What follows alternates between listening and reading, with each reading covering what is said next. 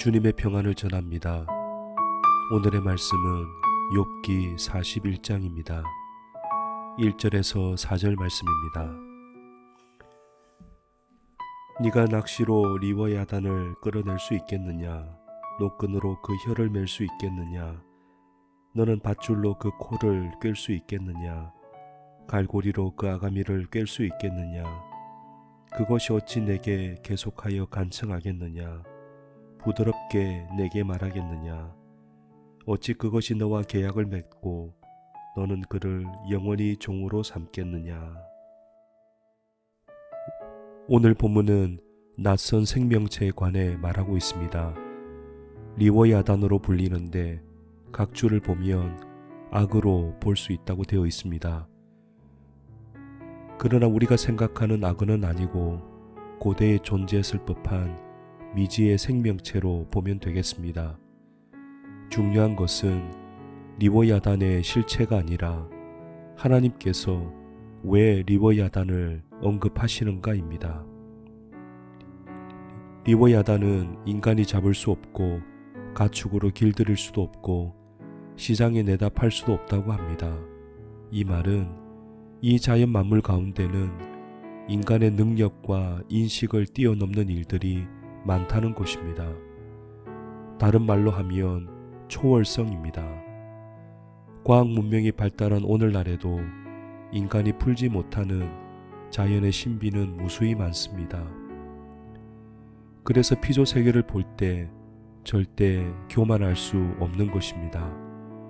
그런데 그 피조 세계를 만드신 하나님은 얼마나 더 크신 분이겠습니까? 하나님은 리워야단이라는 피조물을 예로 들면서 자연과 세상을 바라보는 인간의 시각을 겸손하게 만드시려 합니다. 인간이 모르는 것이 아직도 많다는 것입니다. 그러나 욥과 친구들은 하나님이 하시는 일을 판단했습니다. 하나님은 이래야 한다고 가르치기까지 했습니다. 얄팍한 지식과 경험으로 하나님을 재단하는 것 자체가 정말 어처구니 없는 일이었습니다. 오늘날도 마찬가지입니다. 현대 문명은 사람을 교만하게 만들어 모든 것을 소유할 수 있는 것처럼, 모든 것을 분석할 수 있는 것처럼, 그리고 스스로 구원할 수 있는 것처럼 살아가도록 유도합니다. 그러나 이러한 바벨탑 같은 생각은 머지않아 무너져 내릴 것입니다. 우리는 이 세상을 하나님의 비밀이 숨겨져 있는 곳으로 받아들여야 합니다.